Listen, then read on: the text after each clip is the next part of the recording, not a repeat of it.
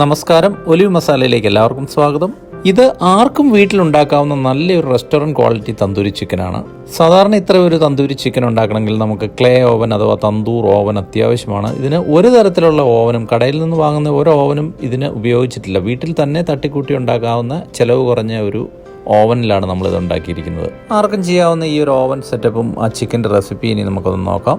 നമ്മളിന്നിവിടെ ഉപയോഗിക്കുന്നത് chicken thighs ആണ്. അതിൽ നമ്മളിതുപോലെ വരഞ്ഞിട്ടുണ്ട്, കട്ട് ഇട്ടിട്ടുണ്ട്. അതിൽ നമുക്കൊന്ന് മാരിനേറ്റ് ചെയ്തെടുക്കാം. ഉപ്പ്, ജിഞ്ചർ ഗാർലിക് പേസ്റ്റ്, തൈര്, ജീരകപ്പൊടി, ഗരം മസാലപ്പൊടി, ലൈം ജ്യൂസ്, കശ്മീരി ചില്ലി, അല്പം ഓയിൽ, ബ്ലാക്ക് പെപ്പർ ഇവയെല്ലാം ചേർത്ത് നമുക്കൊന്ന് നല്ലതുപോലെ മിക്സ് ചെയ്ത് ഈ ചിക്കൻ്റെ ഓരോ കട്ടിലൂടെ നമുക്കിതൊന്ന് നന്നായിട്ട് മസാല തേച്ച് പിടിപ്പിച്ച് ഒരു അരമണിക്കൂർ മാരിനേറ്റ് ചെയ്ത് വെക്കാം.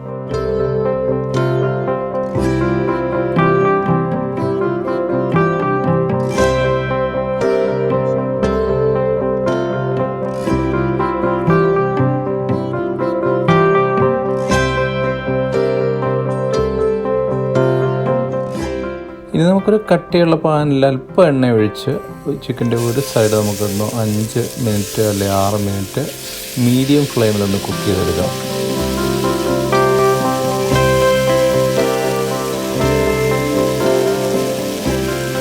അതോടൊപ്പം തന്നെ നമുക്കൊരു കാര്യം കൂടെ ചെയ്യാം. നമ്മുടെ എല്ലാവരുടെയും വീട്ടിലുള്ളതാണ് ദോശക്കല്ല്. ഇതുപോലെ ഒരു ദോശക്കല്ലെടുത്ത് സ്റ്റൗവിൽ വെച്ച് നമുക്ക് നന്നായിട്ട് ഈ ദോശക്കല്ലൊന്ന് ചൂടാക്കിയെടുക്കണം.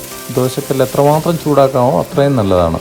ഇനി നമുക്ക് ഈ ചിക്കൻ ഒന്ന് മറിച്ചിടാം. അങ്ങനെ മറിച്ചിട്ട ശേഷം ഈ ചുട്ട് പഴുത്തിരിക്കുന്ന ദോശക്കല്ലെടുത്ത് നമ്മൾ ഈ പാനിനെ മൂടാൻ പോവുകയാണ്. അങ്ങനെ ഒരു ഓവൻ്റെ എഫക്റ്റ് നമുക്ക് ഈ പാനിനകത്ത് ക്രിയേറ്റ് ചെയ്യാൻ പോവുകയാണ്. അതുപോലെ തന്നെ ഈ ദോശക്കല്ല് ഈ പാനിന് മുകളിൽ വെച്ചാൽ ഉടനെ തന്നെ ഈ ചിക്കൻ്റെ അടിയിൽ നിന്ന് കത്തുന്നത് നമ്മളൊരു ലോ ഫ്ലെയിം ആക്കി കൊടുക്കണം. ഈ ചിക്കൻ കംപ്ലീറ്റ് കുക്ക് ചെയ്യുന്നത് വരെ ഇനി നമ്മൾ ലോ ഫ്ലെയിമിലാണ് ഇതിൻ്റെ അടിയിൽ നിന്ന് കത്തിച്ച് കൊടുക്കാൻ പോകുന്നത്. അങ്ങനെ അടിയിൽ നിന്നും മുകളിൽ നിന്നും ചൂട് വന്നിട്ടാണ് ഈ ചിക്കൻ നമുക്ക് കംപ്ലീറ്റ് ആയിട്ട് കുക്ക് ചെയ്ത് കിട്ടുന്നത്. അങ്ങനെ ആ ഒരു ഡ്രൈ ഹീറ്റ് പെനട്രേറ്റ് ചെയ്ത് ഇനി ഈ ചിക്കൻ വെന്ത് നമുക്ക് നല്ല ടെൻഡറായി കിട്ടും. ഞാനിന്നിവിടെ ഉപയോഗിക്കുന്നത് നല്ല കട്ടിയുള്ളൊരു വലിയ ദോശക്കല്ലാണ്. ഇതൊന്ന് ചൂടാക്കി കഴിഞ്ഞാൽ അതിൻ്റെ ചൂട് ഏകദേശം ഒരു 10 മിനിറ്റോളം ഇതുപോലെ തന്നെ നിലനിൽക്കും. നമുക്ക് ഈ മൂടി വെച്ചിരിക്കുന്ന ചിക്കൻ ഈ ദോശക്കല്ല് മാറ്റിയ ശേഷം ഒന്നുകൂടെ ഒന്ന് മറിച്ചിട്ട് ദോശക്കല്ല് ഒന്നുകൂടെ ഒന്ന് കവർ ചെയ്ത് വെക്കാം.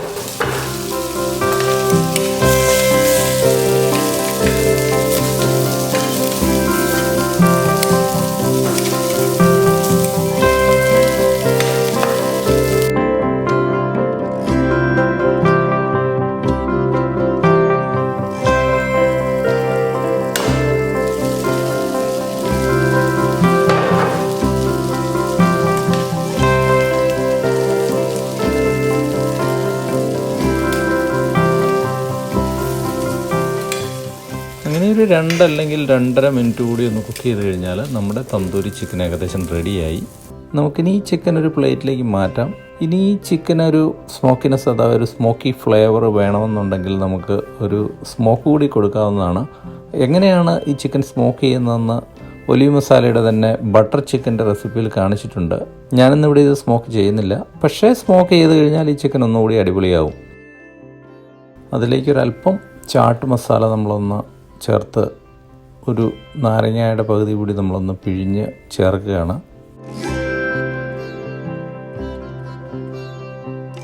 അങ്ങനെ നമ്മളൊരു റെസ്റ്റോറൻറ്റ് ക്വാളിറ്റിയിലും ഓവനിൽ കുക്ക് ചെയ്യുന്നതുമായ അതേ രുചിയിൽ തന്നെ ഒരു തന്തൂരി ചിക്കനൂടെ കുക്ക് ചെയ്തെടുത്തിരിക്കുകയാണ്. ഒലിവ് മസാലയുടെ അടുത്ത എപ്പിസോഡിൽ ഇതേ മെത്തേഡ് ഉപയോഗിച്ച് എങ്ങനെ പിസ്സ ഉണ്ടാക്കാമെന്ന് നമുക്ക് കാണാം. അതുപോലെ തന്നെ ഈ ഒരു റെസിപ്പി ഇഷ്ടമായെങ്കിൽ ഒരു ലൈക്ക് തരാൻ മറക്കരുത്. ചാനൽ സബ്സ്ക്രൈബ് ചെയ്യാനും മറക്കരുത്. Thank you for watching.